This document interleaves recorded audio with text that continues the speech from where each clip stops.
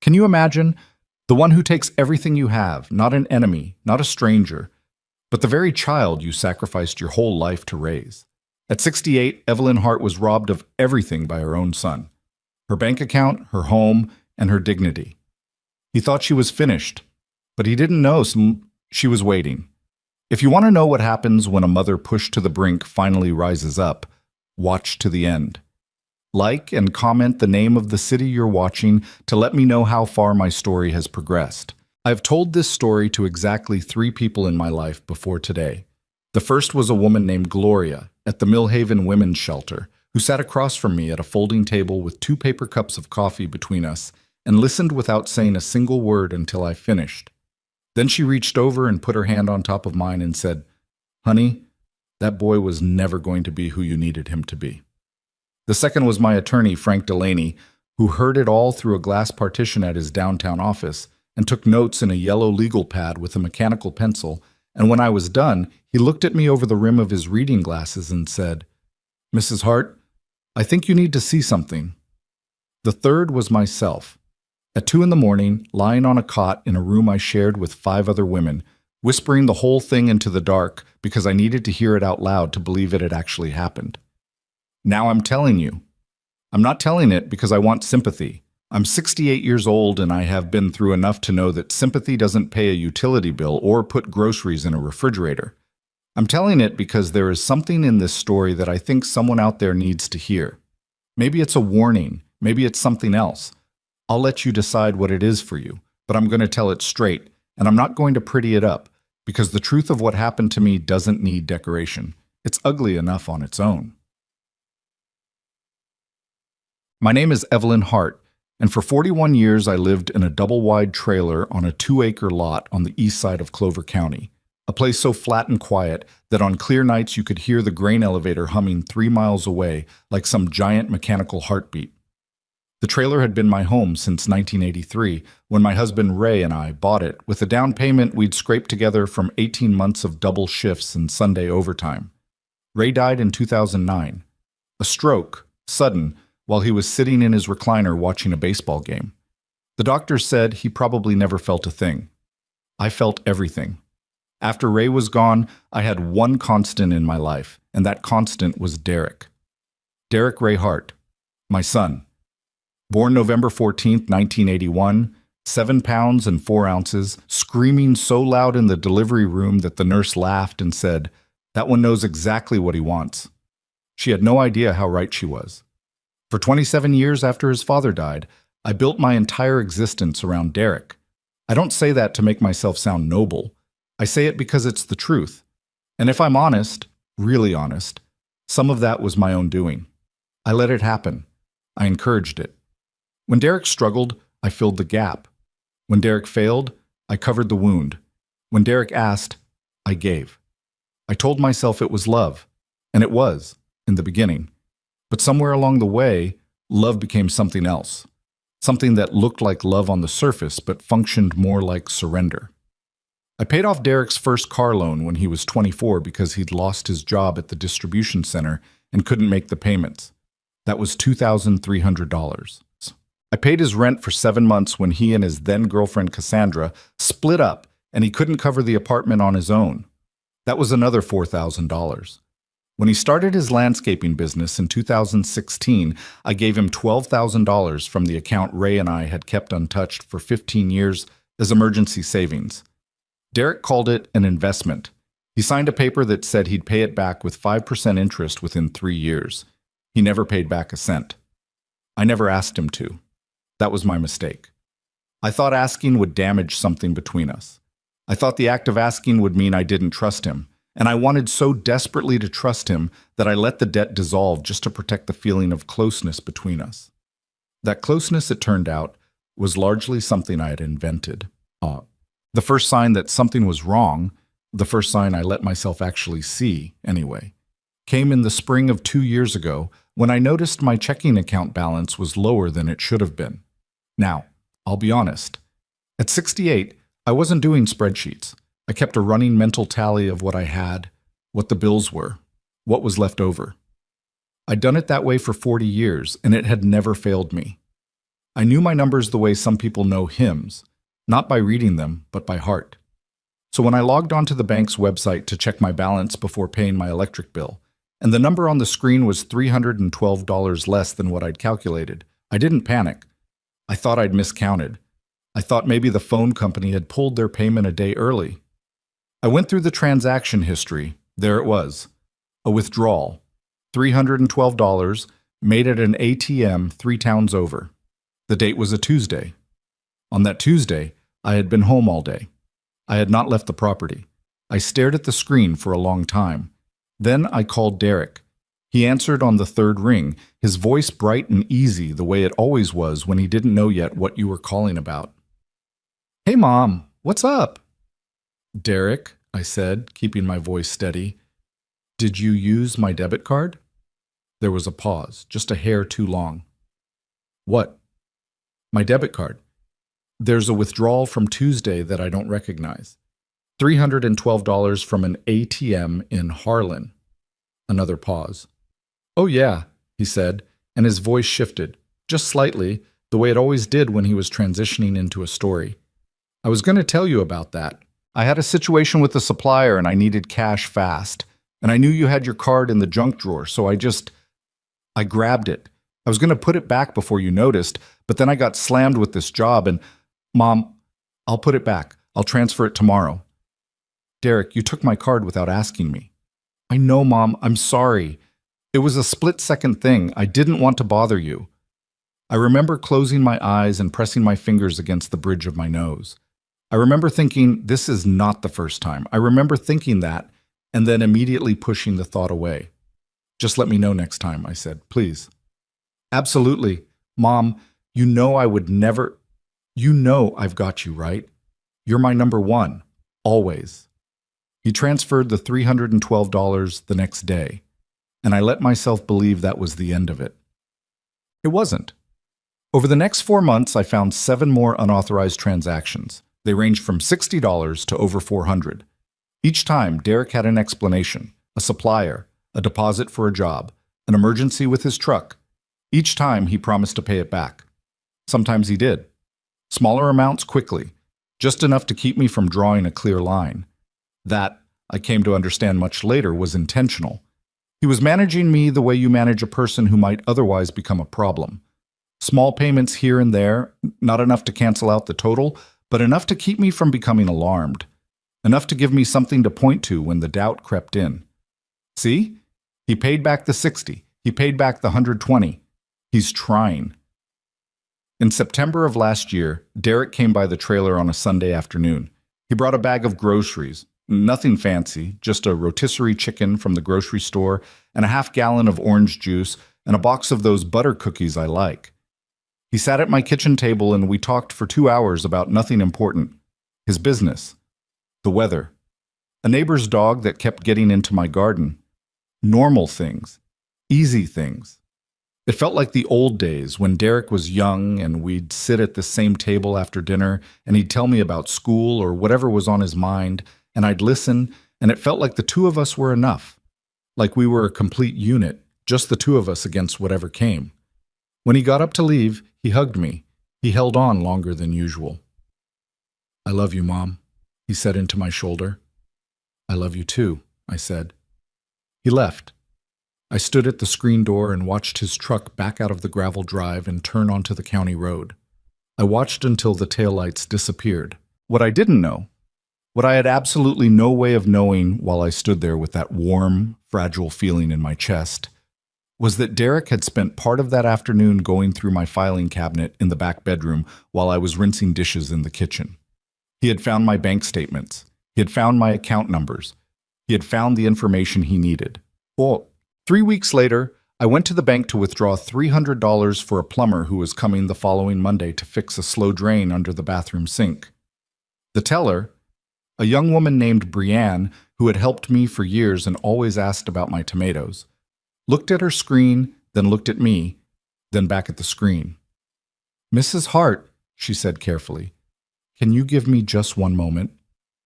She got up and went to the back. She was gone for 4 minutes. I counted. She came back with her manager, a heavy-set man named Dennis, whose collar was slightly too tight. "Mrs. Hart," Dennis said, folding his hands on the counter, "I want to make sure I'm reading this right. Are you aware of the recent activity on your account?" "What activity?" He turned the monitor slightly so I could see it. The account balance was $47. I remember the exact sensation in my chest when I saw that number. It wasn't panic, not immediately. It was more like the feeling of stepping onto a stair that isn't there. That split second of zero gravity, of free fall, before your brain catches up with what's happening. "That can't be right," I said. "There were a series of transfers over the past 11 days, Dennis said. His voice was professionally gentle, the kind of gentle that told me this was not the first time he'd had this conversation with someone. "Online banking. The login credentials were used remotely. The funds were moved to an external account into multiple transactions, just under the threshold that would trigger an automatic review." Just under the threshold. 11 days. Multiple transactions. "How much?" I asked. Dennis hesitated. "In total, approximately $14,260 were moved out of the account." $14,260. That was everything I had. 11 months of careful, calculated savings. The small amount of life insurance Ray had left behind. The money I'd built up since Derek took the $12,000 in 2016 and never paid it back. Every dollar I had in the world, except for 47. My knees went soft. I grabbed the counter's edge. "Mrs. Hart, do you have someone we can call?" I almost laughed at that. I almost said, "The person you'd call is the person who did this." I filed a police report that same afternoon. The officer who took it was a young man, maybe 26, who typed with 2 fingers and asked clarifying questions in a voice so flat and uninflected that I couldn't tell whether he was bored or simply exhausted.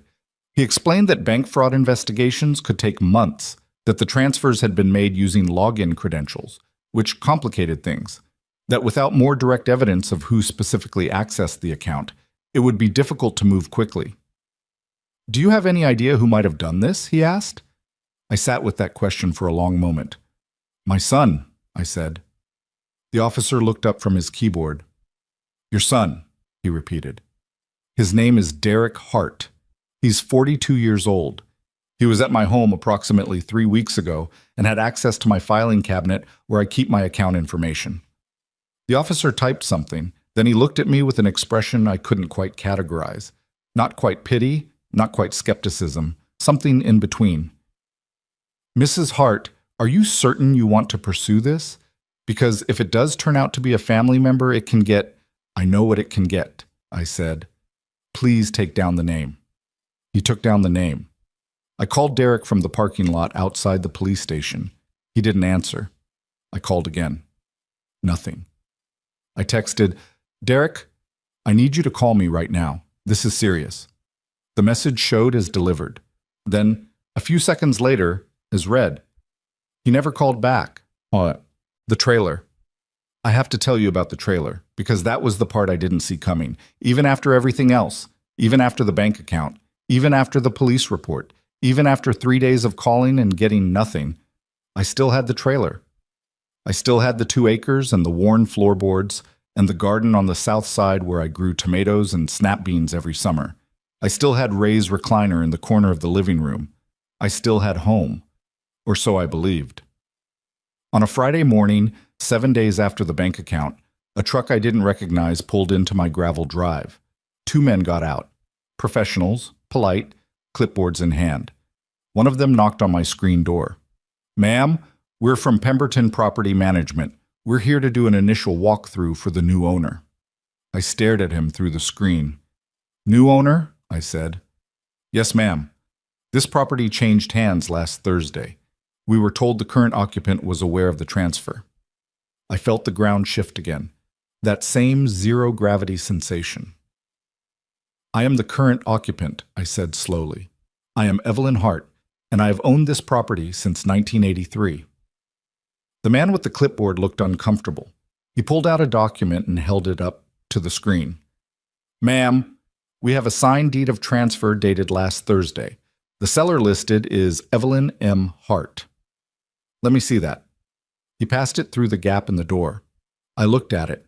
I looked at the signature line. Evelyn M. Hart. That was my name. That was my middle initial. But that was not my signature. It was close. It was impressively, frighteningly close. Someone had practiced it. But I have had the same signature for 50 years. The way the E loops back on itself. The way the H in Hart sits slightly lower than it should. And this was not it. This was a forgery. A good one, but a forgery. My son had sold my home. He had forged my signature, sold my home out from under me while I was still living in it, and walked away with whatever the sale price was. I sat down on the porch steps because I couldn't stand anymore. The man from Pemberton Property Management stood there not knowing what to do. His partner hung back near the truck. "Ma'am," he said quietly, "is there someone I can call for you?" I will tell you what the next 2 weeks looked like because I think it matters. I made calls, dozens of them. I called the county recorder's office. I called a lawyer, the only one whose name I knew offhand, Frank Delaney, who'd done Ray's will back in 2008. I called the bank again. I called the police again and gave them the forged deed on top of the original report. I called Derek 47 times across those 2 weeks. He answered once, on the 9th day, at 11:30 at night, and all he said was, "Mom, stop calling me. This is harassment." Harassment. That was the word my son used. After what he'd done, after wiping out my savings and forging my name and selling the home I'd lived in since before he was born, the word he chose was harassment. I didn't cry when he said it. I was past crying by then. I felt something else instead, something colder and more solid, something that settled into my chest like ballast. I had spent 42 years loving Derek Hart and protecting Derek Hart and making excuses for Derek Hart, and in return he had stolen $14,000, forged my signature on a legal document, sold my home, and called me a harasser. "Derek," I said, "I want you to hear me very clearly. What you have done is a crime, multiple crimes, and I am going to see them through." Silence. "Goodbye, son," I said. I hung up. I turned off my phone and put it in my purse. Then I sat in my car in the parking lot of a 24-hour diner because I had nowhere else to go, and I let myself feel what I'd been holding off feeling for 2 weeks. I was 68 years old. I had $47 in a bank account. I had a car with 230,000 miles on it. I had a suitcase and 2 garbage bags of belongings I'd managed to grab before the Pemberton men came back with legal paperwork. I had no home, no family, and no plan. I was alone in a way I hadn't been since the night Ray died, except this time the loneliness wasn't grief. It was something sharper than grief. It was the loneliness of betrayal, of having extended your whole self to another person and finding out they had taken what they wanted and left the rest. I sat in that parking lot until 3 in the morning. Then I started the car and drove to the Millhaven Women's Shelter, which I had only ever known as a building I'd passed on Whitmore Street, and I went inside, and I asked for help. But the shelter was nothing like I'd feared and nothing like I'd imagined. It was clean and quiet and smelled like institutional coffee and the particular brand of dish soap they buy in bulk. There were rules. Lights out at 10, no alcohol on premises, mandatory check-in, and the rules felt, in some strange way, like relief. After weeks of freefall, something with edges to it. The woman at the intake desk that first night was tired-looking and efficient and kind in a businesslike way that I appreciated. She didn't offer me sympathy, and she didn't look at me with that particular expression I had grown to dread. The one that said, "How did you end up here?" She just asked the necessary questions, gave me a bed assignment, and handed me a towel and a small bag with a travel toothbrush and a bar of soap. "Breakfast is at 7, she said. "Sleep." I slept. I woke up the next morning in a room with 5 other women, all of us over 50, all of us with our own wreckage behind us, and I lay there in the blue-gray light of early morning and thought, I have nothing. I have absolutely nothing. And underneath that thought, so quiet I almost missed it, was another one. You have time. You have a clear head.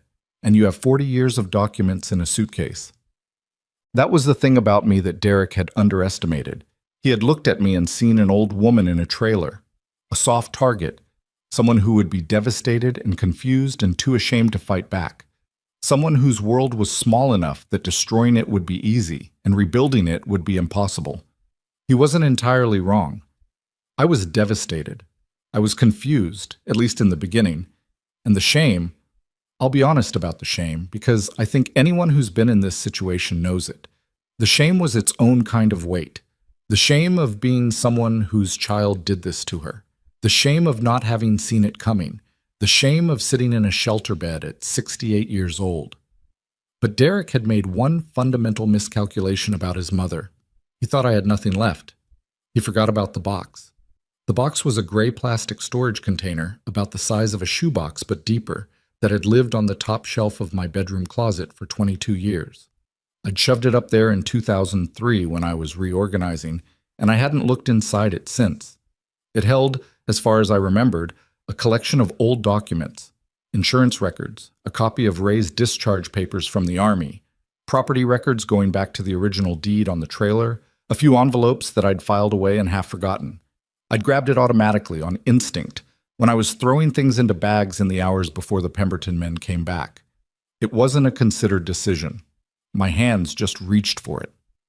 3 weeks into my stay at the shelter, on a Wednesday afternoon when the common room was quiet and most of the other women were at a job placement workshop, I sat down at one of the folding tables with a cup of bad coffee and opened the box. I spent 4 hours going through it. Most of it was what I remembered: insurance documents, Ray's Army records, a copy of our original mortgage from 1983 that I didn't even know I still had, old birthday cards from Derek when he was small, and his child's unsteady printing, a Valentine I'd made for Ray in 1987 out of red construction paper, things I had to set aside quickly because I wasn't ready for them yet. And then, near the bottom of the box, in a plain white envelope that I had no memory of putting there, a document. 14 pages, stapled together. The header on the first page read, Hart Family Revocable Trust, established June 12, 2001. I stared at it. I had no memory of this. Not a clear memory. But as I read the first page, something began to surface, a dim recollection of a meeting 22 years ago with a man named Gerald Aldous, who had been the attorney handling the estate of Ray's uncle Clarence, who had died that spring with no will and a complicated tangle of property in 3 counties. There had been a process. There had been documents. Ray had been named in Clarence's estate as a surviving relative with claim to a parcel of land, undeveloped acreage in Tiller County that nobody had thought much about at the time because the land was scrubby and remote and seemingly worthless. But Ray had been cautious, quietly, stubbornly cautious, in the way of a man who'd grown up poor and knew that the one time you got careless was the one time it cost you everything. He'd consulted with Gerald Aldous, and Aldous had set up a trust, simple, protective. The land went into the trust. The trust had a beneficiary. That beneficiary was Derek Hart, or rather, it had been Derek Hart. I turned to page 9 of the document and found what I was looking for. An amendment, dated March 2019, filed through Gerald Aldous' office. The amendment removed Derek as beneficiary. I read the reason listed. Then I read it again. My hands were shaking by the time I finished. The amendment had been filed. I had apparently filed it, though I had no clear memory of doing so, which told me it had been a dark, grief-raw period, and I had done it and then packed the evidence away somewhere deep. In response to Derek's behavior during a specific incident in 2018, when he had attempted to access the trust accounts using a power of attorney document that he had forged. Gerald Aldous had caught it. He had reported it to me, and I, in some version of myself that had more backbone than I usually gave myself credit for, had immediately executed the amendment. Derek had been removed as beneficiary in 2019 because of a fraud he committed in 2018. And then I had buried the document in a box in my closet, and in the long fog of getting older and managing day-to-day survival and allowing myself to believe that my son was not what the evidence said he was, I had forgotten it existed. The trust itself, I read through the remaining pages with growing, stunned disbelief, had grown substantially. The Tiller County land, which had seemed worthless in 2001, sat adjacent to an area that had been quietly annexed and developed over the past decade. Gerald Aldous had apparently been managing the trust all this time, conservative and meticulous, and the land's assessed value had increased by a factor I couldn't quite believe the first time I read it. I sat at that folding table in the shelter's common room for a long time after I finished reading. Gloria, the woman who would later tell me that Derek was never going to be who I needed him to be, came and sat across from me at some point. She saw my face, and she didn't ask questions. She just put 2 fresh cups of coffee on the table and sat with me. "Good news or bad news?" she asked eventually. I thought about Derek's voice on the phone. "Stop calling me. This is harassment." I thought about the forged deed, the $14,260, the groceries he'd brought that Sunday, and the hug that went on a little too long, and the way he'd stood in my kitchen while I rinsed dishes and gone through my files like I was a mark. I thought about 42 years. "Both," I said. Gloria nodded slowly. "That's usually how it goes." I called Frank Delaney the next morning. I hadn't had a reason to speak to Frank since he'd helped me update Ray's estate paperwork in 2015, but he was the only lawyer I knew, and when I explained what I'd found, there was a pause on his end of the line, and then he said carefully, "Mrs. Hart, I'd like you to come in. Can you come in this week?" "I can come in today," I said. "Come in today," he agreed. I put on the best thing I had from my suitcase, a gray blazer I'd bought for my nephew's wedding 3 years ago, and I drove to Frank's office downtown and sat across from him at his desk and laid out every document I had: the trust, the amendment, the police report, the forged deed, the bank statements, the text messages. Frank read through everything with that yellow legal pad in front of him, making notes in his small, precise handwriting. He didn't rush. He didn't react outwardly to anything. When he finally looked up and removed his reading glasses, his expression was measured and serious. "Mrs. Hart," he said, "I think you need to see something." He turned his monitor around so I could see it. He had pulled up the current assessed value of the Tiller County parcels. I had read the number in the trust documents, but seeing it confirmed on a county assessor's screen in plain numbers, it was different. It made it real in a way the paper hadn't, quite. "That's current?" I asked. "As of the last assessment cycle, yes." I sat with that for a moment. "And Derek doesn't know," I said. It wasn't really a question. The trust was never in his name after 2019. He has no record of it. Gerald Aldis retired 2 years ago and transferred his files to a colleague, but the trust has been properly maintained and documented throughout. "So he stole my savings," I said, working through it slowly. "And he forged my signature and sold my property, and he thinks he's won." Frank folded his hands on the desk. "That would appear to be his current operating assumption, yes." I thought about Derek's voice. This is harassment. I thought about him walking away without looking back. I thought about myself at 3 in the morning in a diner parking lot with $47 and nowhere to go. "What do we do first?" I asked. Frank picked up his yellow legal pad. "First," he said, "we make sure everything is properly documented and secured. Second, we address the criminal matters, the bank fraud and the forged deed. Those need to move forward regardless of the trust situation." And then, he allowed himself a small, careful expression. Not a smile exactly.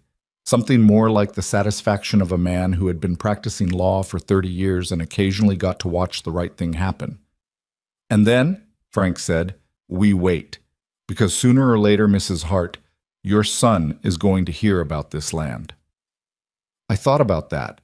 I thought about Derek, greedy, impatient, certain that the world owed him something and that I was too old and too weak to stop him from taking it.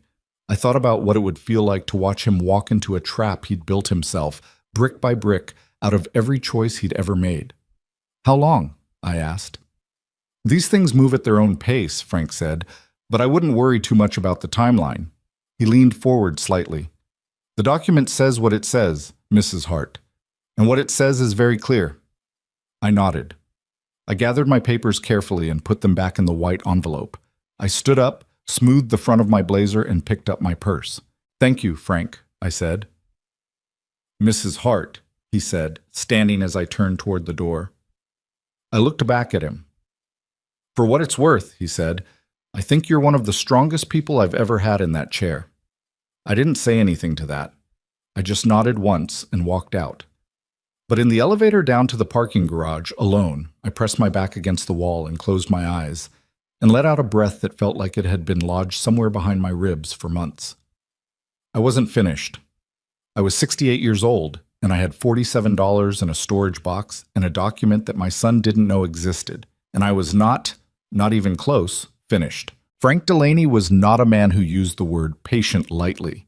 When he said it to me that day in his office, "These things move at their own pace, Mrs. Hart," I understood he was telling me something practical, something rooted in 30 years of watching courts move the way rivers move.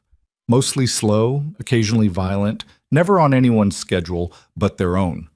I had nodded like I understood. I had walked out of his office standing straight. But patience, when you are 68 years old and sleeping in a shelter bed and eating scrambled eggs from an industrial-sized aluminum tray every morning, is a different animal than patience in theory. I had a lot of time to think. That was both the gift and the punishment of those early weeks at Millhaven. The shelter's days had a structure: meals, workshops, quiet hours. But the structure left long stretches of empty time in between. And empty time, when your life has just been demolished, is not restful. It's archaeological. You go through the rubble again and again, turning pieces over, looking for the moment you missed, the warning you ignored, the thing you should have done differently. I found plenty. I found the moment in 2016 when I handed Derek that $12,000 and watched him fold it into his jacket pocket without quite meeting my eyes. I found the Sunday afternoon visits that had started feeling more like inspections than company. The way Derek would move through my rooms with a kind of casual inventory, eyes tracking shelves and drawers. I found the dozens of small dismissals over the years, the times he'd talked over me at family dinners, corrected me in front of his friends, told me I was being dramatic or paranoid when I raised concerns. I had called those things his personality, his rough edges, things I loved him through. Sitting in the shelter common room with bad coffee and nothing but time, I started calling them what they actually were. But grief is grief, even when the person you're grieving is still alive and perfectly healthy and simply doesn't care what he's done to you. And grief isn't linear, no matter how much you want it to be. There were mornings I woke up angry, that clean, functional anger that gets things done. And there were mornings I woke up and just stared at the ceiling and felt nothing but the weight of all those years. Gloria noticed both versions. "You're different today," she said one morning in late October, sitting across from me at breakfast.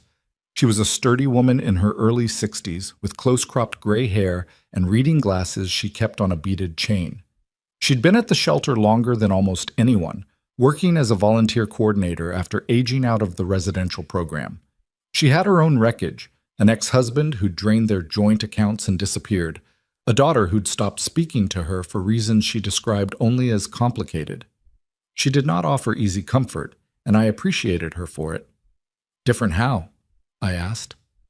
"Clearer," she said. She studied me over the rim of her coffee cup. "Like you made a decision about something."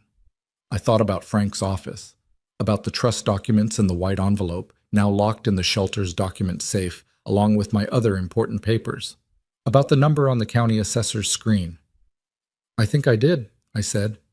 "Good," Gloria said. She went back to her eggs.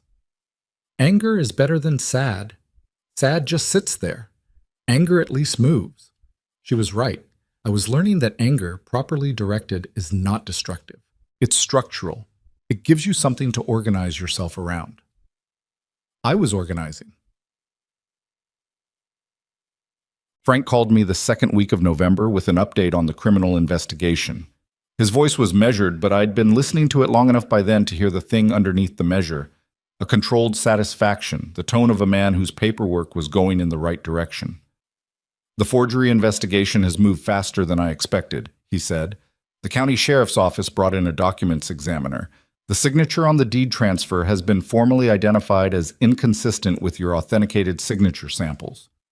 Meaning they know it was forged. Meaning the examiner's report says exactly that, in the precise language that prosecutors need it to say, yes.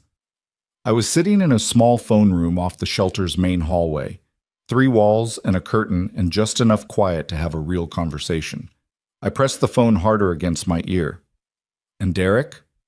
He's been contacted by the sheriff's office. He has retained an attorney, which means he knows this is serious.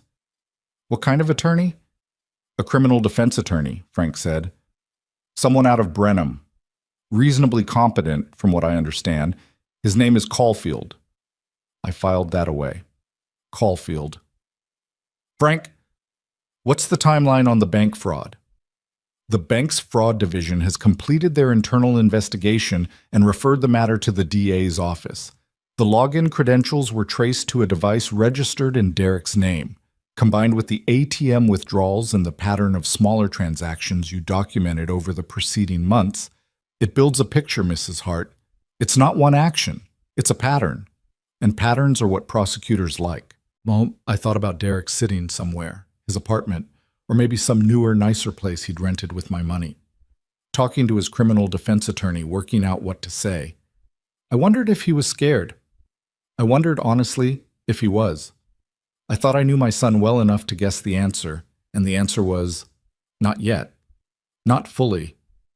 He had always been the kind of person who didn't believe consequences were coming until they actually arrived. One more thing, Frank said. The property sale. What about it? Pemberton Property Management has been cooperative. They're not in legal trouble. They processed what appeared to be a legitimate transaction, but they have an obvious interest in getting ahead of this. The company that purchased the property has been notified of the fraud claim and is cooperating with the investigation. They want clean title, which means they're not fighting the reversal. I went still. Frank, are you saying what? I'm saying the process is moving in the right direction. It's not finished, and I don't want to give you a date because dates have a way of disappointing people. But the legal pathway to restoring your property rights is open, and it's moving. I sat in that small phone room for a moment after we hung up, my hand still on the receiver, staring at the curtain. I thought about the trailer, the south garden, Ray's recliner, the way the kitchen smelled in the morning when I made coffee with the window cracked open and the early air came in cool and smelling of grass. I thought, hold on. Chet. But here's what I didn't know was happening on Derek's end during those weeks. I only learned the full shape of it later, from Frank, from court documents, and eventually from Derek himself, though the version Derek told had significant gaps where the truth was inconvenient. But I've pieced it together well enough, and I'll tell you what I understand to be true. Derek had not expected the criminal investigation to move as quickly as it did. He had counted on the thing that a lot of people count on when they steal from elderly family members, the assumption that shame will do the silencing, that the victim will be too humiliated, too confused, or too emotionally invested to push a case against their own child through a system that is slow and exhausting and asks you to retell your worst moments to strangers over and over again. He had underestimated me. He had made that calculation based on the version of me that had always given him what he needed, the version that covered his debts and forgave his defaults, and told herself it was love when it was actually fear. Fear of losing him, fear of being alone, fear of becoming the mother whose son didn't come around anymore. That version of me was gone. She had died somewhere between the bank teller's screen showing $47 and the parking lot at 3 a.m, and what replaced her was something older and quieter and a lot less willing to absorb a blow without hitting back. What I learned was that in early November, around the time Frank was telling me about the documents examiner, Derek had started hearing things. He ran in certain circles, contractors, small developers, people who talked over drinks about land and money and opportunity, and in those circles the name Tiller County had started coming up.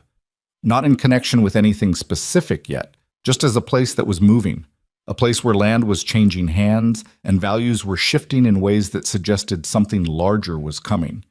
Derek had a gift for sniffing out opportunity.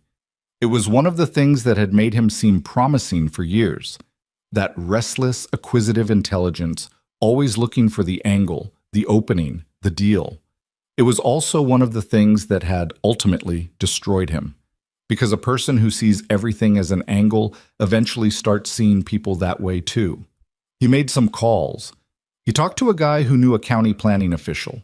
He did some digging, and somewhere in that digging he came across the name Gerald Aldis.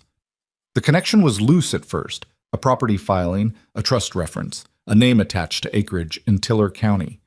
But Derek was patient when it suited him, and he kept pulling the thread. By mid-November, he knew about the trust. He didn't know about the amendment. That detail would come later, and it would arrive like a verdict. Frank called me again on a Monday morning in late November. I was at the shelter's computer station working on a job application for a part-time administrative position at a medical billing office. Not because I needed the income desperately yet, but because I needed to feel useful. I needed to feel like I was building something, even something small. I saw Frank's name on my phone screen and I stepped away from the computer. "He knows," Frank said without preamble. "About the trust?" He contacted Gerald Aldis's former colleague, a woman named Patricia Hess, who took over the practice. He went in person, apparently, showed up at her office and told her he was your son, and he'd recently become aware of a trust that named him as beneficiary, and he wanted information about how to access it. I closed my eyes for a moment. What did Patricia Hess do? Exactly what she should have done. She told him she couldn't discuss trust matters with him without proper documentation of his standing, and she called me immediately after he left her office. He didn't know about the amendment. No, and he left Patricia's office still not knowing. He knows a trust exists. He knows it's connected to Tiller County land. He believes he's the beneficiary. I thought about Derek, the way his mind would have worked in that office. The calculations running behind his eyes, the size of the number multiplied by whatever figure he'd gotten from his contacts, and all of it landing in his head like a match dropped into dry grass. "He's going to push," I said. "Aggressively," Frank agreed. "I expect we'll hear from his attorney within the week." "Let him push," I said. There was a brief pause. "Mrs. Hart, when he finds out about the amendment, and he will find out, it's going to escalate. I want you to be prepared for that."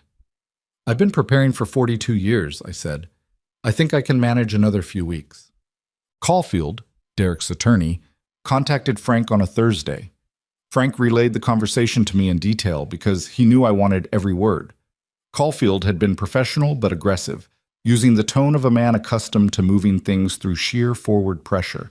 He'd claimed that Derek, as a direct heir and longtime named beneficiary, had substantial rights regarding the Hart family revocable trust, and that any attempt to exclude him would be legally challenged. Frank had listened. He had not been rushed. He had said, in his measured way, that he would review the relevant documents and respond in due course. What he hadn't said, not yet, not to Caulfield, was that the amendment existed. He was letting Derek's attorney make the argument, letting him build it out, letting Derek feel, for just a little longer, like this was a fight he could win. "Strategy," Frank told me. "Let them commit to a position before you show them why the position is wrong. It's harder to retreat from a committed position." I thought about that. "How long do we let them commit?" "Long enough that the reversal is decisive," Frank said. "Trust me on the timing." I did. It was the first time in a long time I'd trusted anyone's judgment but my own, and it was not a comfortable feeling. But Frank had given me no reason to doubt him, and more importantly, he was the only person other than Gloria who had looked me in the eye and treated me like someone whose situation was serious and whose choices mattered. The weeks between Thanksgiving and Christmas were the strangest I had ever lived. On the surface, my life was small and circumscribed. The shelter, the job application, long walks around the neighborhood in the cold afternoon light because I needed to move and there was nowhere particular to go. Frank called twice a week with updates. The criminal cases were proceeding slowly, the way Frank had warned, but the pieces were in place and they were moving. And underneath all of it, running like a current, was the knowledge of what was coming. The thing Derek didn't know yet. The amendment sitting in a file folder in Frank Delaney's office like a loaded question, waiting for the right moment to be asked. I thought about Derek a lot during those weeks. Not always with anger, sometimes with a grief I couldn't quite name, a mourning for the person I'd believed he was, or maybe for the person I'd spent so many years needing him to be. A mother doesn't stop loving her child just because the child turns out to be someone who would do this. The love doesn't evaporate. It just becomes something you have to carry alongside the anger and the cold clarity and the hard knowledge that love, by itself, is not enough to make someone good. I thought about the little boy who'd printed, "I love you, Mom," in red crayon on a folded piece of construction paper. I thought about him, and then I thought about the man who'd called me a harasser from a number I'd dialed 47 times, and I tried to find the line between those two people. The point where one became the other, and I couldn't find it. Maybe there wasn't a line. Maybe they were always the same person, just at different ages, and the love I'd felt for the boy had made it impossible to see what the man was becoming. I had to stop doing that. I had to stop trying to understand it and just accept it. Gloria told me the same thing, more bluntly. "You keep trying to make it make sense," she said one evening. "It doesn't make sense. Some people just are what they are. And the sooner you stop looking for the why, the sooner you can put your energy somewhere that actually helps you." "I know," I said. "Knowing and doing are different things." "I know that too," I said. She almost smiled. "You're stubborn." "Apparently," I said. "Derek always called it something else." "I bet he did." Took. On a Tuesday in mid-December, Frank called me at 8:30 in the morning, which was earlier than he usually called. I was in the phone room with my coffee, already half-dressed for the day. "Derek's attorney has formally filed a claim," Frank said. "He's asserting that Derek is the rightful beneficiary of the Hart family revocable trust and is requesting full disclosure of trust assets and immediate transfer of control." He filed. "This morning, which means we now have an official legal proceeding, which means I can now respond officially." I set down my coffee cup. "The amendment," I said. "I'm filing the response this afternoon," Frank said. "It will include the full amendment documentation, the 2019 filing records, and the supporting materials from Gerald Aldis's files that Patricia Hess has made available. Every page, every signature, every date." I thought about Derek opening that response, sitting somewhere with Caulfield, reading through a document that proved his mother had removed him as beneficiary 7 years ago in direct response to a fraud he had committed against her, a fraud she had documented at the time and never told him she knew about. "Frank," I said, "when Caulfield reads that response, what happens?" "Caulfield is a professional. He'll recalibrate." "And Derek?" A brief pause. "Derek," Frank said carefully, "is going to be very angry." I thought about Derek's anger. I had spent years managing it, softening things to avoid it, shaping my words and my requests, and sometimes my whole life around the goal of not triggering it. I had mistaken that management for love. I had told myself I was keeping the peace. What I had actually been doing was handing him power over me, one accommodation at a time, until the weight of those accommodations had become the architecture of our entire relationship. I wasn't afraid of his anger anymore. What I felt, sitting in that small phone room with my cold coffee, thinking about Derek reading those pages, was something I hadn't expected and wasn't sure I had a word for. It wasn't satisfaction, exactly. It was quieter than that.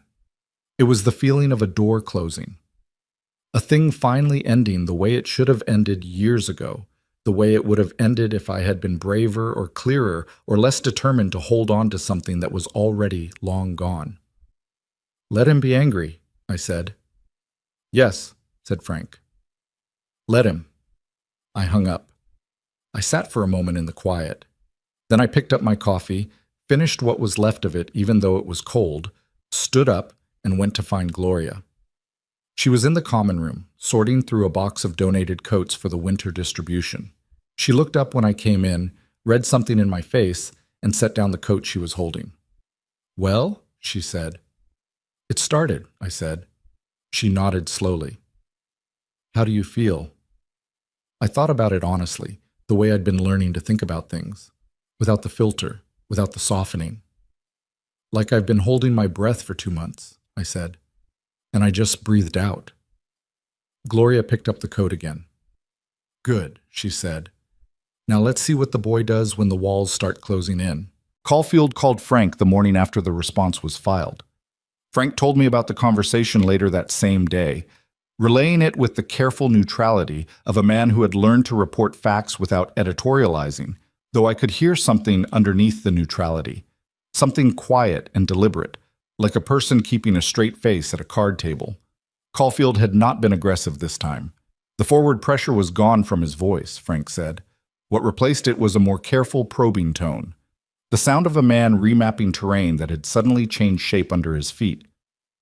He asked me to confirm the amendment was valid, Frank said. I confirmed it. He asked about the 2019 filing date, the process by which it was executed, the documentation supporting Gerald Aldis's involvement. I answered everything.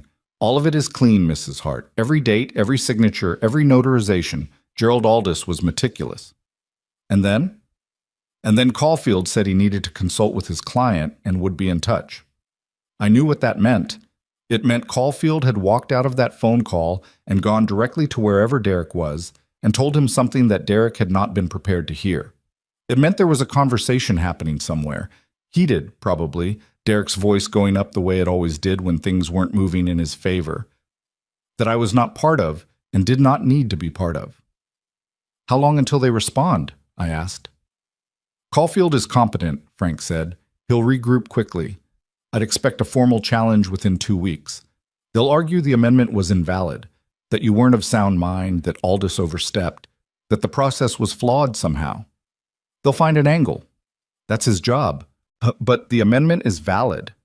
Completely. Which means their challenge fails. But they'll make us prove it, and proving it takes time and costs money. How much money? A brief pause. Let me worry about the billing for now, Frank said.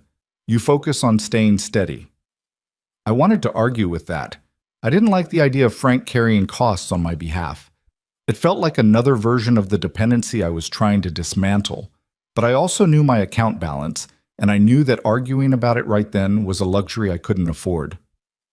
All right, I said, I'll stay steady. I hung up and sat with the word for a minute. Steady. It was such a plain, unromantic word for what I was trying to do. Not brave, not strong, just steady, upright, forward-facing, not falling over. That was the whole goal. That was the entire ambition of my life in that period.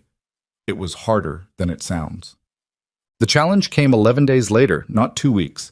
Caulfield was faster than Frank had estimated, which told me Derek was pushing hard. A man who's afraid of what the clock might reveal tends to want things to move quickly. The challenge document was 14 pages. Frank walked me through it on the phone, summarizing each argument in plain language, while I sat in the shelter's phone room with a legal pad and took notes in the margins.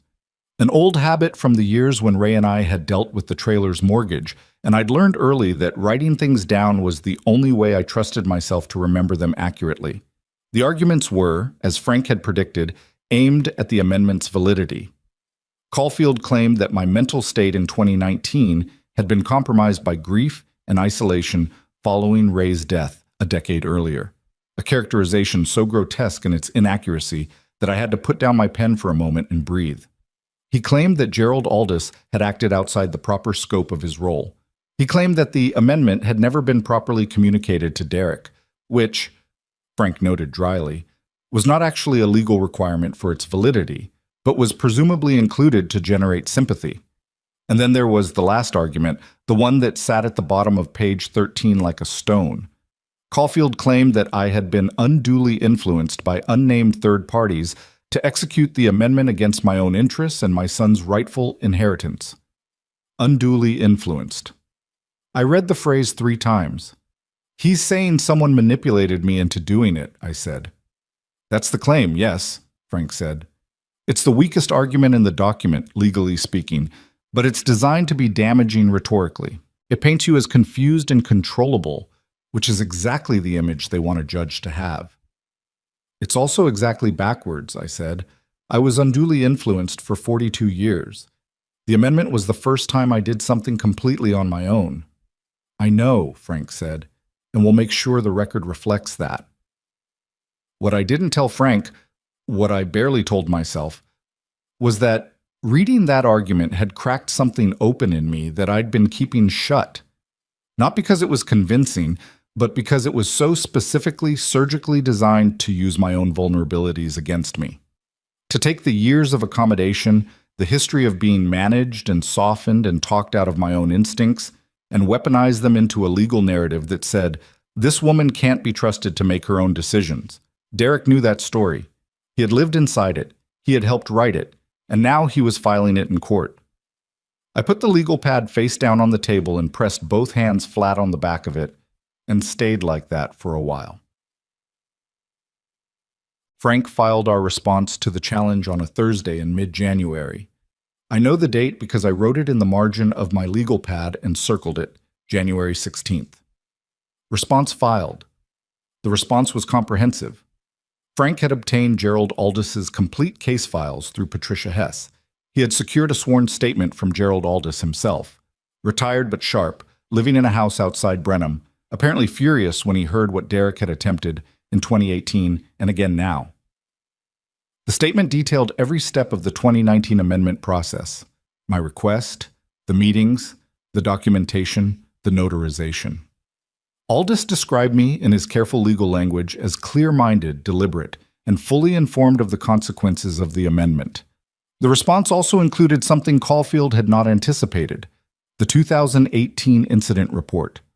When Derek had attempted to access the trust accounts using a forged power of attorney in 2018, Gerald Aldis had not simply reported it to me and moved on. He had documented it formally, filed a report with the state bar, and retained copies of the forged document in his files.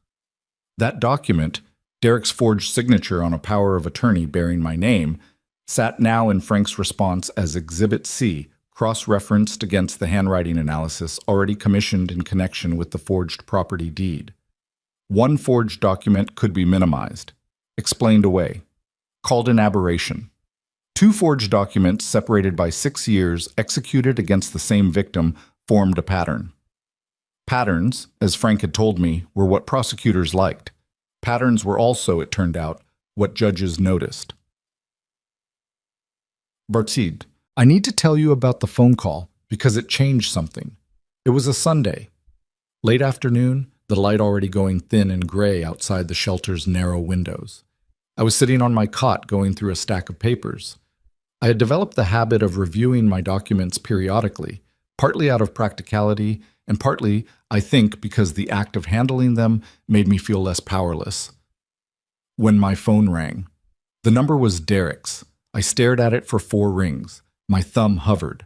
I thought about the last time I'd answered, the word harassment sitting in the air between us like something physical. I answered. Mom. His voice was different, quieter than I'd heard it in years, lower in register, stripped of the bright, easy confidence that had always been its signature quality. He sounded honestly like a person who hadn't slept. Derek, I said, a silence that lasted long enough that I thought the call might have dropped. I need to talk to you, he said. You're talking to me. Not like this, not on the phone. I need to... He stopped. I heard him exhale. Can I come see you, just to talk? No lawyers, no... No, I said. The word came out cleaner and steadier than I expected. No hesitation, no softening, just no. Mom, I just want to... Derek, I've heard your attorney's position. Everything you want to say to me, you can say through Frank Delaney. That's the way this works now. That's not... Mom, this is our family. This shouldn't be in a courtroom. I closed my eyes briefly. Our family. He was using the phrase like a tool, the same way he'd used the groceries and the hug and the Sunday afternoon visits, as leverage, as something he could put between himself and the consequences of what he'd done. Derek, I said, you made it a courtroom when you forged my name. The silence this time was different, heavier. I can explain that, he said finally, and his voice had taken on an edge, the defensiveness sliding in underneath the conciliation like a blade under a door. The property thing. That was a mistake, a bad decision. I was in a financial situation, and I panicked, and I know it was wrong. I know that you practiced my signature, I said. People don't practice a signature in a panic. They practice it in advance. Nothing. And the bank account, I said. $14,260. 11 days. 11 days, Derek, while I was living in that trailer not knowing. Was that a panic too? Mom, in 2018, the power of attorney, Gerald Aldis's files. The silence that followed was the longest yet. I counted seconds in my head. I got to 11 before he spoke. How do you know about 2018? Because Gerald Aldous documented everything, I said. Because I made an amendment in 2019 that you apparently thought would never come to light. Because I have been sitting in a shelter bed for months, Derek, going through every document I have, and the picture it makes is very clear. His voice, when it came back, was no longer conciliatory. The quietness was gone. What replaced it was something rawer, not quite anger, not quite desperation, something in the space between the two. That trust should be mine, he said. That land, it's family land. Dad would have wanted... Don't, I said. Don't put your father's name in this. I'm just saying, your father worked every day of his adult life. He built that account, and he kept his name clean, and he never once took what wasn't his. Don't put his name in this conversation.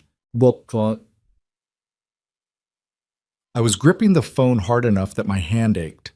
I made myself loosen it. The amendment is valid, I said. Frank's response is on record.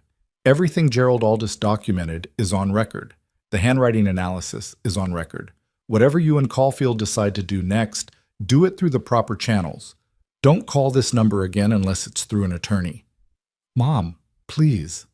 Goodbye, Derek. I ended the call. I sat on the cot for a long time afterward, not moving. My hands had developed a faint tremor. Not fear, I don't think, but the physical residue of doing something hard. Of holding a line I'd spent decades incapable of holding. I thought about him saying please. I thought about the sound of it, genuine or a very good performance of genuine. And I was no longer certain I could tell the difference when it came to Derek, and I wasn't sure I needed to be able to. What I knew was this. Love that is used as a crowbar is not love. And a door held open out of love can become the door a person walks through to take what they want. I had held that door open for 42 years. I was done holding it. I texted Frank. Derek called. I told him to go through you, wanted you to know. Frank texted back 12 minutes later. Good. I'll contact Caulfield in the morning. The court hearing was scheduled for the second week of February. The weeks leading up to it had a particular quality, a tightening, a narrowing of focus, the way I imagine the world narrows for an athlete before a competition. Everything unnecessary fell away. I ate, I slept, I walked, I reviewed documents with Frank. I talked to Gloria in the evenings. I didn't think about anything beyond what was immediately in front of me. But I need to tell you what I found out 3 days before the hearing because it reframed everything I thought I understood about the shape of Derek's situation. Frank called me on a Wednesday evening, again, earlier than usual, which had become a signal I'd learned to read. I received some information today from the DA's office, he said. It's relevant to the hearing, and I want you to hear it from me before it surfaces elsewhere. Tell me. Derek's landscaping business. The accounts. I waited. In the process of the fraud investigation, the DA's office obtained a subpoena for his business financial records. What they found is, it goes further than what he took from you, Mrs. Hart. There are 3 former business partners who have come forward with their own complaints. One of them, a man named Cole Rafferty, who co-owned the business from 2019 to 2021, claims Derek systematically siphoned from their joint accounts and then manipulated the books to conceal it. I sat with that. 3 partners, I said. 3 that we know of. The DA is still reviewing records. So it wasn't just me. No, Frank said quietly. It was not just you. That is a difficult thing to explain, what it felt like to hear that. Because on one level, it was more evidence, more pattern, more weight on the legal scale. But on another level, it was something I hadn't expected to feel, a terrible, complicated relief. Because I had spent months carrying a version of the question that went, what did I do wrong? What did I give him, or fail to give him, that made him this way? What was it in me, in my parenting, my softness, my willingness to cover his failures, that had produced this? And the answer, it turned out, was nothing. Nothing I had done had produced this. Derek had done this to his business partners too, people who owed him nothing, people he had no emotional history with, people whose trust he had simply identified and exploited because that was what he did. It was not about me. It was never about me. That is not a comforting truth. It is a cold and clarifying one. Your child's cruelty is not your failure. But your child's cruelty is still your child's cruelty, and that doesn't become easier to hold just because you understand it better. The DA is filing additional charges, Frank said. It changes the criminal picture significantly. Combined with the forgery charges, the bank fraud, the forged property deed, Caulfield is going to have a very difficult conversation with his client before that hearing. Does Derek know yet? I asked. The subpoena results were served to Caulfield this afternoon, Frank said. So yes, by now, yes. I thought about Derek receiving that news. I thought about the specific quality of a moment when you understand that the wall you've been pushing against isn't moving, that the story you've been telling yourself about winning isn't going to hold, that the thing you thought was a manageable situation has become something else entirely. I thought about whether I felt sorry for him. I tried to feel sorry for him. What I found was something more complicated than sorrow and less clean than anger. It was the feeling of a person standing at the end of a long road looking back at all the turns, all the places where things could have gone differently, and understanding that none of those turns were available anymore. The road was the road. The end was the end. Frank, I said, is there anything I need to do before Thursday? Just be there, he said. I'll handle everything else. All right? Mrs. Hart, how are you holding up? I thought about the honest answer. I thought about the cot in the shelter, and the cold February light through the narrow windows, and the $47 that had grown, slowly, into something slightly less desperate through the part-time billing job I'd started in January. I thought about Gloria, who had hugged me that morning with the matter-of-fact affection of someone who doesn't hug easily, but means it completely when she does. I'm holding, I said. That's the best I've got right now. That's enough, Frank said. On the morning of the hearing, I woke up at 5:15 and couldn't go back to sleep. I lay in the dark and listened to the other women breathing, and I thought about Ray. I thought about him sitting in that recliner the last night of his life, watching his baseball game, not knowing it was the last night of anything. I thought about what he would have said if he'd known what Derek had done. Ray had loved Derek with the particular, sometimes bewildered love of a quiet man who had produced a loud, mercurial child and couldn't quite figure out where the loudness had come from. He had also, and I had sometimes forgotten this in the years after Ray was gone, he had also, quietly and without fanfare, seen through Derek in ways I hadn't. He'd said it to me once, sitting at the kitchen table with his coffee, a few years before he died. Derek had just borrowed money again, and Ray had agreed to it and then sat across from me with a look I couldn't decode. What? I'd asked. Nothing, he'd said. And then, after a minute, Ev, when we're gone, that boy is going to have to face himself, and I don't think he's going to like what he sees. I hadn't known what to say to that.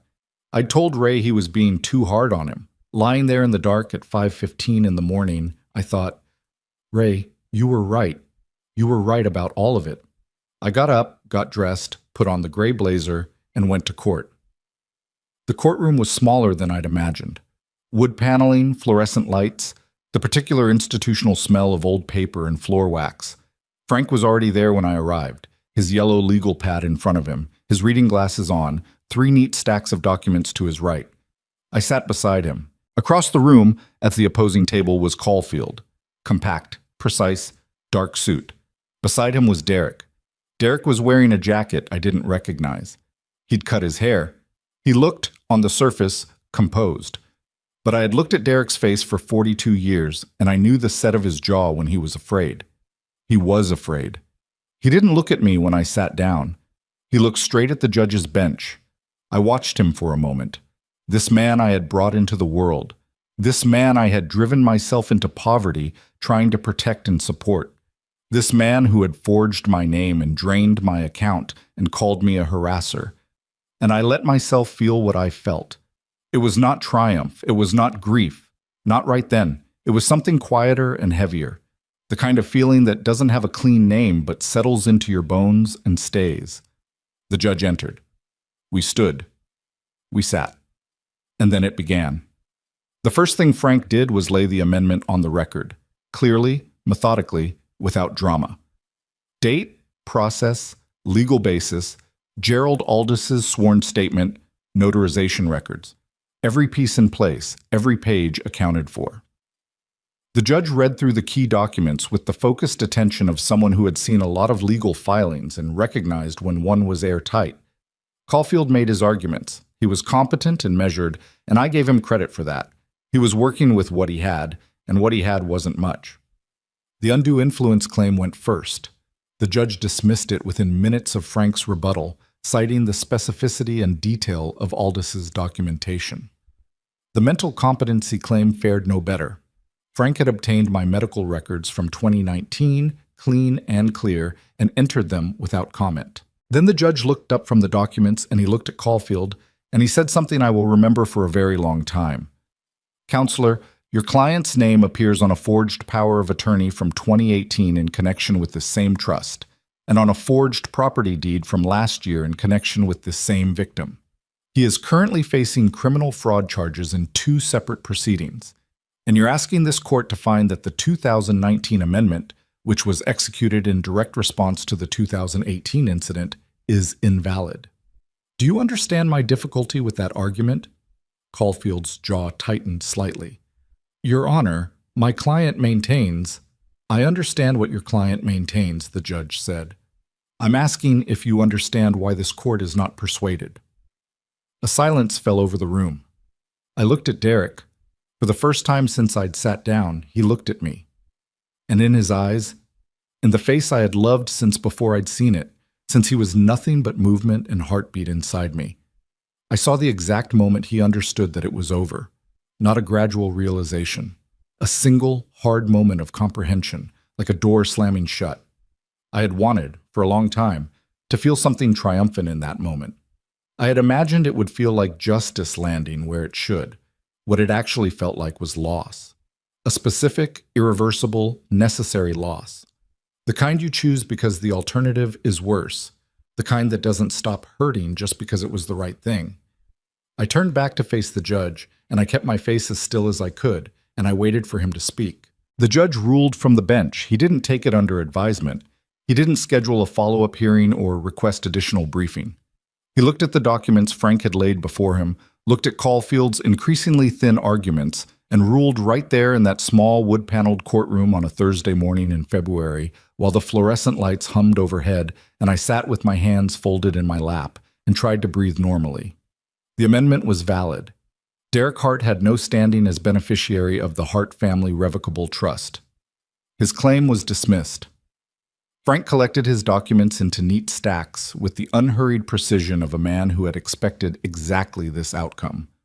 Caulfield said something quietly to Derek. I couldn't hear it, but I watched Derek's face receive it.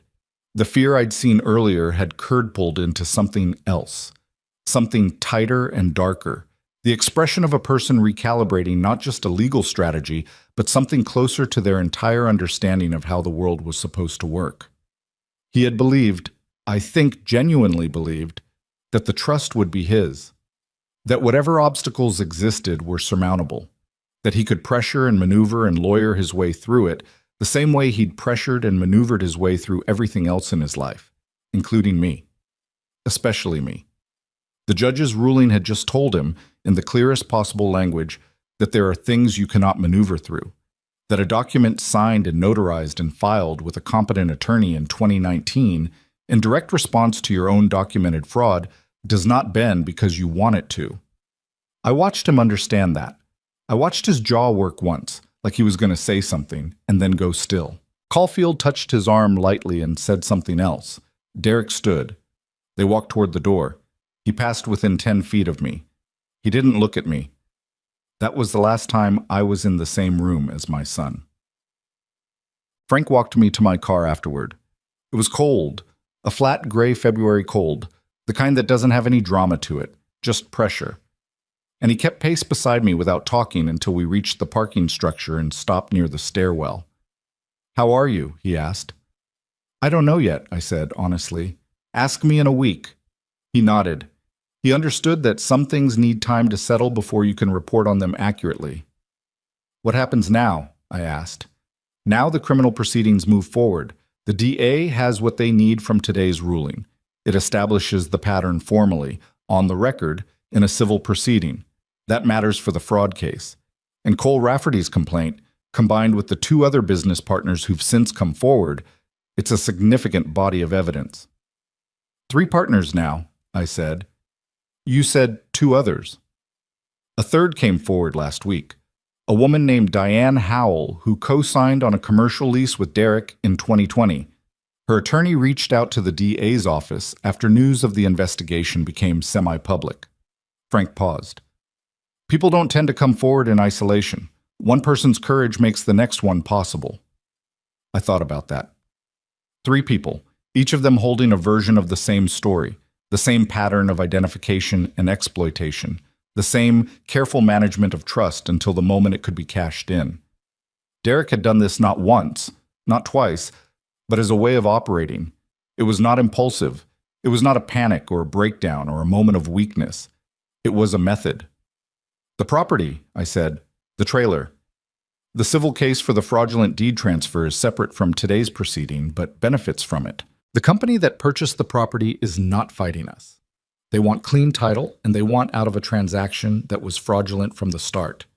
We're looking at a settlement that restores your ownership rights. It's not a guarantee yet, but Frank, he caught himself, smiled slightly at the slip. I mean, the trajectory is good.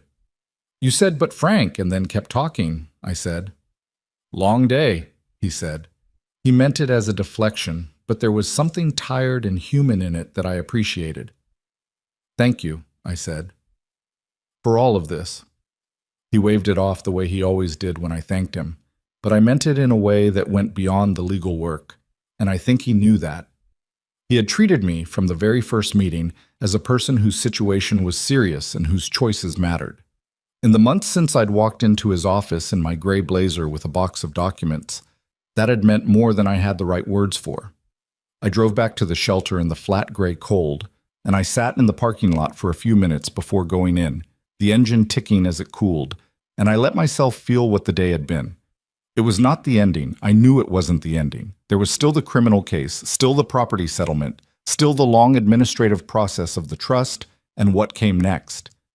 But something had shifted, a weight redistributed, a pressure that had been sitting in the center of my chest for months, releasing just enough that I could breathe differently. I went inside. Gloria was at the front desk covering the evening check-in shift. She looked at my face when I came through the door, and she said, without preamble, "Well?" "He lost," I said. She held my gaze for a moment. Then she nodded, once, with the satisfaction of a woman who had seen too much of the world to be surprised by it, but could still appreciate it when things went right. "Good," she said. "You look hungry. There's soup left." That was Gloria. No fanfare, just soup.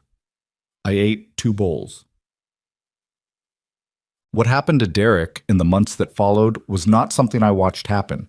I want to be clear about that. I was not following his movements or tracking his circumstances with any pleasure. What I know because it was legally relevant and Frank kept me informed, or because it became public record, or because, in one case, it reached me in a way I hadn't anticipated. The criminal charges were consolidated in late February.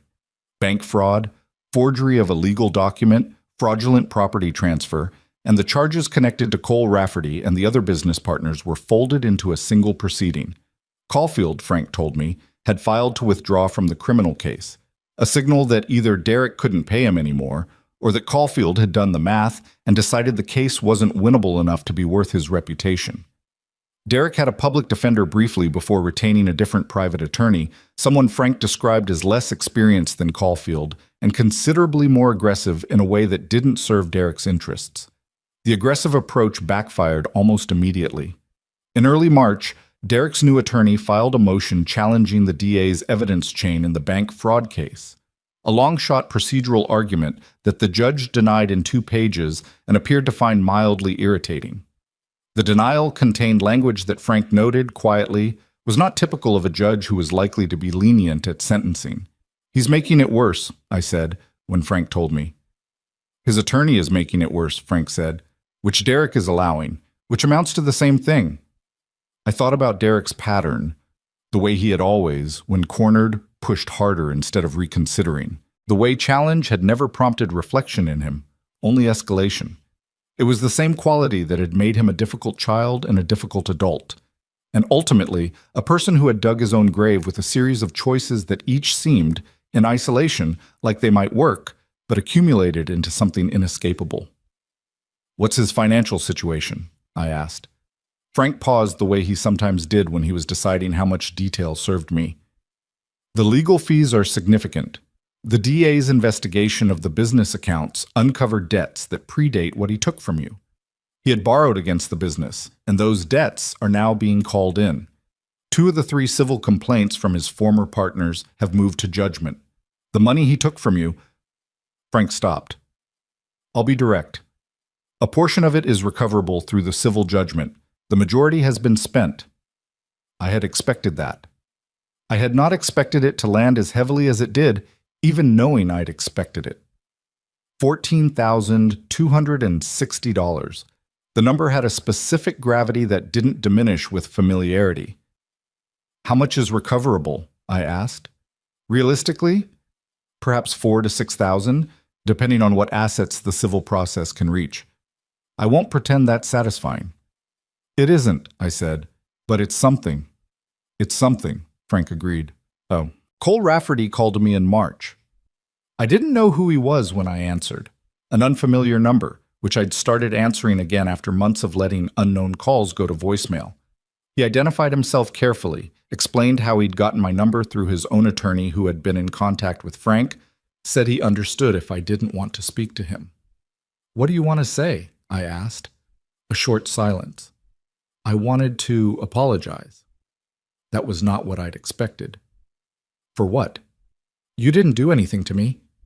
"No," he said, "but when Derek and I were partners, there were things I noticed, things I told myself didn't mean what they looked like. And I didn't say anything to anyone. I just walked away from the partnership and told myself it was over." Another pause. "If I'd reported it then, maybe—" "Mr. Rafferty," I said. "Stop, please." He stopped. "I understand what you're saying," I told him, "but I did the same thing for 42 years. I noticed things, and I told myself they didn't mean what they looked like. You and I are not responsible for what Derek chose to do.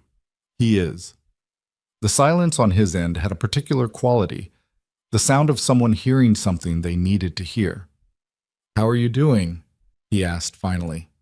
"Working on it," I said. "You?" "Same," he said. We talked for 20 minutes. He was a straightforward man, a little younger than Derek, who'd built his landscaping business through 12 years of hard work and lost nearly a third of it to Derek's manipulation before he understood what had happened. He had a wife and 2 kids and a slow, cautious way of talking that reminded me a little of Ray. Before he hung up, he said, "For what it's worth, Mrs. Hart, what you did took guts. Going through the legal process, not backing down. A lot of people in your situation wouldn't have." I thought about 3 in the morning in a diner parking lot. I thought about $47. "I didn't have much choice," I said. "Everyone has a choice," Cole Rafferty said. "That's kind of the whole point, isn't it?" I thought about that for a long time after we hung up. April arrived with the tentative, uncertain warmth of early spring in that part of the state. I had been at the shelter for nearly 6 months. I had the part-time billing job. I had Frank. I had Gloria, who was teaching me, slowly and without making a big deal of it, how to use some of the shelter's administrative software, because, as she put it, "You're too smart to be answering phones, Ev. Let's put you somewhere useful." The property settlement finalized in the first week of April. The company that had purchased the trailer, they'd actually done some upgrades in the months they'd held it, which I had complicated feelings about, agreed to the reversal of the fraudulent deed transfer. The legal mechanism was tedious and required more paperwork than I'd handled in the previous 5 years combined, but Frank walked through every page with me. I signed where I needed to sign. The county recorder processed the correction. On a Wednesday afternoon in April, Frank called me and said, "The trailer is yours again, Mrs. Hart." I was at my desk at the billing office when he called. I had to excuse myself and go stand in the hallway with my back against the wall because I didn't trust my face to stay composed. "Say that again?" I said. "The property is back in your name, as of this morning." I pressed my free hand flat against the wall behind me and felt the solidity of it. I thought about the south garden, the snap beans, the tomatoes, the particular slant of afternoon light across the back fence. I thought about Ray's recliner and whether it was still there. It wasn't. The company had cleared the furniture, but the floor underneath it was the same floor. The walls were the same walls. "Thank you, Frank," I said, for what felt like the 100th time. "Don't thank me yet," he said. "There's something else." I went still. The criminal case. A plea arrangement is being discussed. Derek's new attorney has apparently advised him, finally, the trial would not go well. The DA is open to a plea, but the terms are significant. Restitution, supervised probation, and given the pattern across multiple victims and multiple charges, the DA is not inclined toward leniency on the probation terms. Is he going to take it? I don't know yet. His attorney is posturing, but the evidence is overwhelming, and I think Derek knows it. Sometimes people take longer than they should to accept what's in front of them. I knew something about that. "Frank, whatever he decides, the criminal case, the plea, I don't need to be involved in that, do I? Beyond my victim statement? Your victim statement is important, and I'd encourage you to prepare it carefully, but beyond that, no. The DA handles the rest." "Good," I said, and I meant it. I had spent months invested in the machinery of what was happening to Derek, the filings, the hearings, the procedural details, because I had to be. Because protecting myself required it. But I was aware, sitting in that hallway at the billing office, that I was tired of living inside Derek's story. His choices, his consequences, his diminishing, desperate attempts to control something that had already slipped out of his hands. I was tired of it. I had my own story to be getting on with. Bam! I moved back into the trailer on a Saturday in late April, 3 weeks after the deed was restored. Frank had arranged for a basic furniture delivery. Nothing extravagant, a bed and a kitchen table and 2 chairs and a second-hand couch that had good bones, even if the upholstery was a color I wouldn't have chosen. Gloria drove me out there in her car, which smelled like coffee and the particular vanilla air freshener she used. And when we pulled into the gravel drive and I saw the trailer sitting there in the late afternoon light, patched and freshly painted where the company had touched it up, the south garden overgrown but recoverable, I had to sit in the passenger seat for a minute before I could get out. "Take your time," Gloria said. She turned off the engine and looked straight ahead through the windshield, giving me the space to feel what I was feeling without an audience for it. "I thought I'd never be back here," I said. "I know." "I thought he'd taken it permanently." "I know that too." I got out of the car. I walked up the 2 porch steps. The second one still creaked the same way it always had, and that creak was the most familiar sound I'd heard in 6 months. And I unlocked the door and went inside. It smelled like fresh paint and cleaning product, which was not how it used to smell. The walls were slightly different. The company had repainted everything a bland off-white. The floors were the same. The kitchen window was the same, looking out over the south garden with its tangle of dead stems and winter weeds. I stood in my kitchen for a long time. I thought about Ray, who had sat at a table in this room and said that boy is going to have to face himself, and had been right in ways neither of us had fully understood at the time. I thought about the gray box from the closet shelf. I thought about Frank's office and the county assessor's screen and the number that had changed everything. I thought about Gloria, still sitting in the car, giving me exactly the kind of time and space that nobody had given me in decades, not in a coddling way, but in the way of a person who understood that some things need to be done alone. I opened the kitchen window. The early spring air came in, cool, smelling of dirt and new grass and the particular faint sweetness of something just beginning to grow. I stood there and breathed it and felt, for the first time in longer than I could say, like I was in the right place. It wasn't repaired. It wasn't healed. There was a criminal proceeding still working its way through the system, and a south garden that needed a full season's worth of work, and a relationship with my son that was not a relationship anymore and probably never would be again. There were nights ahead that I already knew would be hard. The specific loneliness of an empty house after years of filling it with something, even something that wasn't good for me. But I was home, and I had the trust. and I had slowly and with considerable difficulty become a person who knew the difference between love and surrender. The victim's statement was the hardest thing I wrote in all of it. Frank had suggested I keep it focused. Specific incidents, specific impacts, the factual record of what Derek's actions had cost me. Judges respond to facts, he said. Emotion is fine, but ground it in the concrete. I wrote 7 drafts. The first 3 were too angry. Not dishonestly angry, but anger without structure, and anger without structure in a legal document serves no one. The 4th was too careful, too bloodless, and when I read it back, I felt like I was describing something that had happened to a stranger. The 5th was better, but too long. The 6th I abandoned halfway through. The 7th I wrote at my kitchen table on a Sunday morning with the window cracked and the garden visible beyond it, and I wrote it in one sitting without stopping. And when I finished, I read it back and it sounded like me. Not a performance of me. Not the version of me I'd spent years constructing to manage other people's comfort. Just me.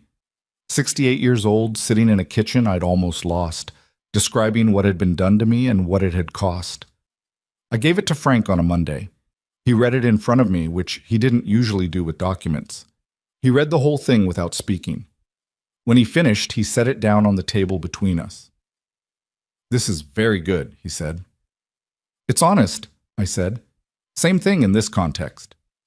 He looked at me over his reading glasses with that expression I'd come to recognize.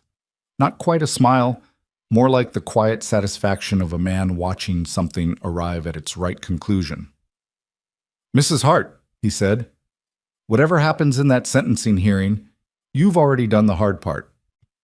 I thought about $47 in a parking lot at 3 in the morning. "Not yet," I said. He tilted his head slightly. "There's still the trust," I said, "and what I want to do with it." He leaned back. "Tell me." So I told him, and as I talked, something that had been forming quietly in the back of my mind for months, through the shelter nights and the bad coffee and the long walks in the winter cold and all the hours of sitting with my own wreckage trying to figure out what kind of person I was going to be on the other side of it, started to take the shape of something real, something that wasn't about Derek at all, something that was finally entirely mine. Frank told me later that Derek took the plea deal on a Tuesday morning in early May. I was in the South Garden when he called, on my knees in the dirt, pulling up the winter weeds that had taken over the snap bean bed, wearing Ray's old work gloves that I'd found in the shed still hanging on their nail like he'd just left them there. My phone was on the porch railing and I heard it ring and looked at Frank's name on the screen and took off one glove to answer it. "It's done," Frank said. I sat back on my heels in the dirt. He took it. This morning, guilty plea on the bank fraud, the forged deed, and 2 counts of financial fraud related to the business partner complaints. The DA agreed to drop the remaining counts in exchange. Sentencing? 6 weeks out. The judge will have the victim's statements by then. Probation is mandatory under the terms. The DA is recommending 18 months supervised, restitution to all named victims, and a prohibition on operating any financial accounts independently for the duration. Prison? I asked. I want to be honest that I didn't know, in that moment, what answer I was hoping for. I had thought about it.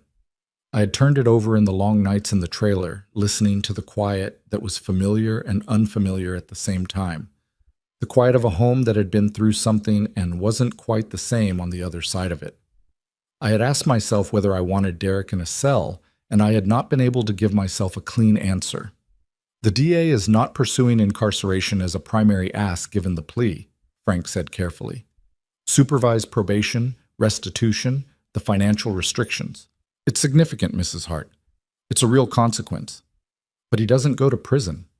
Not under this arrangement, no. I looked at the garden.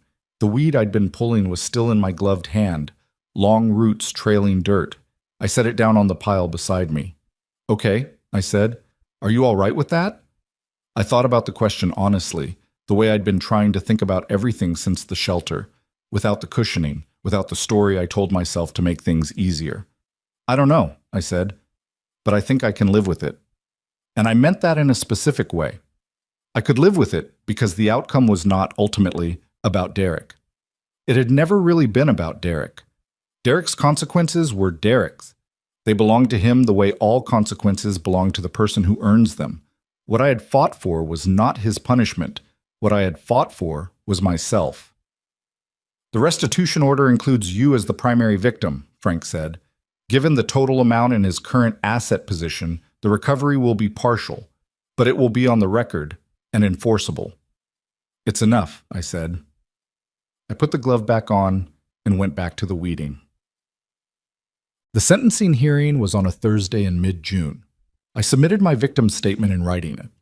Frank had advised that reading it aloud in court was my right, but not my obligation, and I chose not to read it myself. I had written it for the record, for the judge, for the permanent accounting of what had happened. I did not need Derek to hear my voice saying it. He knew what he had done. The statement was not for him. I did not attend the hearing. Frank called me afterward from the courthouse parking lot while I was at the billing office trying to concentrate on a spreadsheet that kept blurring at the edges because I knew the call was coming. 18 months supervised probation, he said. Restitution order of $11,000 across all named victims with a payment schedule. Financial restrictions as proposed. The judge read your statement in full and referenced it in his sentencing remarks. What did he say? Frank was quiet for a moment. He said, and I'm quoting as accurately as I can, the victim in this case is a 68-year-old woman who lost her home, her savings, and her sense of safety at the hands of someone she had spent her entire adult life protecting. The court notes that the pattern of behavior documented here is not the result of desperation or circumstance. It is the result of sustained, deliberate exploitation of trust. The sentence reflects that finding. I pressed my lips together and looked at my computer screen. He read it, I said. He read every word. I thought about the 7th draft, written on a Sunday morning with the window cracked and the smell of new grass coming in. I thought about all 6 drafts before it, the anger and the bloodlessness and the abandoned halfway versions, and how none of them had sounded like me, and the 7th one had, and how that had mattered more than I'd expected it to. Thank you, Frank, I said. And then, because I was tired of the word being insufficient, I mean that in a bigger way than I can say right now. I know, he said. Go home, Mrs. Hart. Plant something. I laughed. It surprised me. The realness of it, the way it came up without warning. I'm already 3 weeks into the snap beans, I told him. Good, he said. That's exactly right.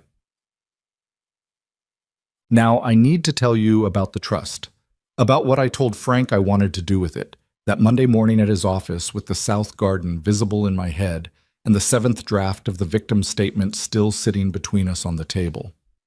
The Tiller County land, the scrubby, remote acreage that Ray's Uncle Clarence had left behind without a will, and that Ray had quietly, stubbornly protected in a trust that nobody had paid much attention to for 2 decades. Had become valuable in a way that none of us had anticipated in 2001. The development moving through that part of the county had changed the calculus entirely. The assessed value was significant, not life-changing for a billionaire significant, but genuinely, substantially significant for a 68-year-old woman who had $47 in her account 6 months earlier. I had lain awake thinking about it for weeks before I knew what I wanted to do. Part of what I'd lain awake thinking about was the shelter. The 6 months I'd spent at Millhaven, the cot, the institutional coffee, the folding tables, the women who sat across from me with their own versions of my story. The thing that had struck me over and over during those months was how many of them there were. How many women in their 50s, 60s, 70s, women who had worked and built and sacrificed and been carefully, deliberately stripped of what they'd built, were sleeping in those beds. Not because they were weak or foolish, because they had loved people who took advantage of love, because they had trusted people who treated trust as a resource to be mined. The shelter had a waiting list. It always had a waiting list. Gloria had told me that in my first week, matter-of-factly, without drama, because that was how Gloria told you things that should outrage you, plainly, so the outrage could land clean. We turn people away every week, she'd said. There isn't room. I had thought about that a lot. I had also thought about what happened after the shelter. After the 6 weeks or 3 months or whatever the stay permitted, when a woman walked out the door with a suitcase and a bus pass and nowhere permanent to go. The shelter stabilized you. It gave you a floor. But a floor isn't a home, and the gap between a shelter bed and actual stable housing, the gap that swallowed people whole, that sent them cycling back, that made the waiting list perpetual, that gap was where the real damage happened. So I told Frank what I wanted. I wanted to use a portion of the trust to establish a small housing fund, not a grand institutional operation, something specific and manageable, subsidized rental units for women over 60 in financial crisis, the kind of crisis that came from exactly what had happened to me. Exploited by family, robbed by people they'd loved, left without the assets they'd spent their lives building because the law moved slowly and shame moved faster. I wanted there to be somewhere for them to go that wasn't a cot in a room with 5 other people, somewhere that gave them the stability to fight back, to do what I had done, to go through the documents and find the lawyers and hold the line, without the daily terror of not knowing where they'd sleep. Frank had listened to all of this without interrupting. When I finished, he was quiet for a moment. "That's a significant undertaking," he said. "I know. You'd need proper nonprofit structure, legal setup, operational framework. It's not simple." "I know that too. It'll take time to set up correctly." "I have time," I said. "I'm 68, not dead." He almost smiled. "No, you are certainly not. Will you help me?" He picked up his yellow legal pad. "Tell me more about what you're envisioning," he said. It took 8 months. I want to say that accurately. 8 months of paperwork, nonprofit filings, conversations with housing authorities and county officials, and the kind of bureaucratic process that makes you understand why most people don't do things like this. There were weeks when it felt like every step forward came with 2 sideways steps into a process I didn't fully understand and had to learn from scratch. Frank guided the legal structure. A woman named Adrienne Cho, who ran a small community development organization in Mill Haven and whom Frank introduced me to in July, guided the operational side with a patience that I hope I adequately thanked her for. I made mistakes. I underestimated costs on the initial budget twice. I chose a contractor for the first unit renovations who turned out to be a problem. Not a crisis, but a delay, and a reminder that nothing about doing something real and difficult is smooth. I had conversations with county housing officials that left me exhausted and occasionally furious. I had weeks where I wondered if I had overestimated what I was capable of at my age. Gloria told me on one of those weeks, in her flat and unerring way, "You're not doing this because it's easy. You're doing it because it needs doing. Those are different reasons and they require different kinds of stubbornness." "What kind of stubbornness does this require?" I asked. "The kind that doesn't need to feel good every day," she said. "The kind that just keeps moving." I kept moving. By February of the following year, 1 year, almost exactly, from the morning I had sat in that courtroom and watched Derek understand that the wall wasn't moving, the first 2 units were ready. Small, clean, modest. Nothing luxurious, but private and stable and real. 2 women moved in within the first week. One who had been at Mill Haven for 4 months, one who had been cycling through temporary situations for longer than that, both of them in their 60s, both of them with complicated legal situations involving family and assets and the slow machinery of courts that were not yet resolved. I visited the units the day before the first residents arrived. I stood in the smaller of the 2, a 1-bedroom on the 2nd floor of a building on Whitmore Street, 3 blocks from the shelter where I had spent 6 months of my own life, and looked at the clean walls and the new locks on the door and the window that looked out over a parking lot that was not beautiful but was solid and real. I thought about the night I'd driven to the shelter with my suitcase and 2 garbage bags of belongings. I thought about the intake worker who had asked the necessary questions without an ounce of pity. I thought about the towel and the small bag with the toothbrush. The way structure, when you're in free fall, feels like being caught. I wanted this to be that. Not glamorous, not perfect, just caught. The restitution payments from Derek began in September. Small amounts, the payment schedule reflected his diminished circumstances, but regular because the probation terms required regularity and the financial restrictions made evasion difficult. Each payment was a formality by that point. The trust had rendered the lost $14,000 a fraction of the overall picture. But I didn't refuse the payments, and I didn't redirect them. I put them in a separate account, And when enough accumulated, I used them for something specific, a small library of legal and financial resources for the housing program's residents. Practical things, guides to estate planning, tenant rights, elder financial protection. The kind of information that, if I had had it earlier, might have changed things. I labeled the shelf with a plain index card that said, "Know what you have, know your rights, know when to ask for help, no attribution, no drama. Just the information, available to anyone who needed it." Gloria came to see the units on a Saturday in March, a full year and a half after I'd walked into the shelter on a winter night with nowhere to go.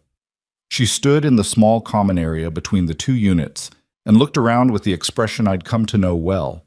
That particular Gloria expression that was not quite approval and not quite pride, but something more fundamental. The look of a person who has watched a lot of things fail and is acknowledging carefully that this particular thing has not. "It's not enough," she said. "I know," I said. "There are 30 women on the shelter's waiting list right now." "I know that too." She looked at me. "You're going to try to do more." "When I can," I said. "One unit at a time." She nodded slowly. "You know what your problem is, Ev? I'm sure you're going to tell me. You spent 40 years pouring yourself into the wrong place," she said.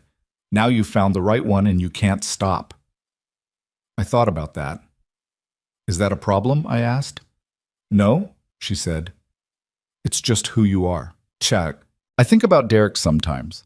I want to be honest about that because the dishonest version of this story, the version where I moved on completely and cleanly, where the love just switched off and the grief resolved into something tidy, that version would be a lie, and I've spent enough of my life telling myself comfortable lies. I think about him, not every day anymore, but sometimes, when the light hits a certain way in the late afternoon, or when I'm at the kitchen table with my coffee and the window is open, or when I find something in a drawer that I'd forgotten about from before, a receipt in his handwriting, a photograph from when he was 8, grinning at the camera with a gap where his front tooth had been, holding up a fish he'd caught at the pond behind Ray's brother's property. The boy in that photograph and the man who called me a harasser are the same person. I've had to learn to hold both of those truths at once without letting either one cancel the other out. The boy was real. The love was real. And what the man did was also real. All three things are true. None of them erase each other. I don't know what Derek's life looks like now, in the specific practical details. The probation period is ongoing. The restitution payments come. Beyond that, I don't know, and I've made a deliberate choice not to know more than comes to me on its own. Not out of anger, or not only anger, out of self-preservation, out of the recognition that some doors, once you've had the strength to close them, you leave closed.